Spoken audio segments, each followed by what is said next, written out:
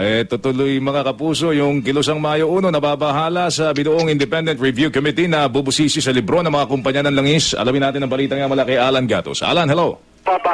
Mas nababahala raw itong grupong KMU sa binuong Independent Review Committee na siyang bubusisi sa mga libro ng mga kumpanya ng langis.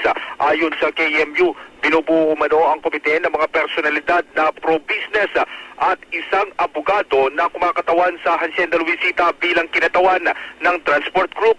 Matatandaan na una nang nagpasya mga kumpanya ng langis na buksan ang kanilang mga libro dahil na rin sa aligasyon na overpricing at kartel. Gayunman, sinabi ni Ermel Labug ng KMU na 2 lang sa 7 miyembro ng komite ang kanilang masasabing independyente sa kanilang pagpapasya. Ito ay sina dating Budget Secretary Benjamin Jokno at Consumer Rights Advocate Raul Concepcion.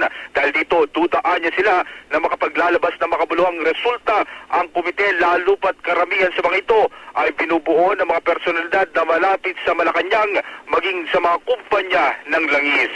Ang iyong kapusuhan ng Gatos na gulat sa Super Balita sa umaga, nationwide.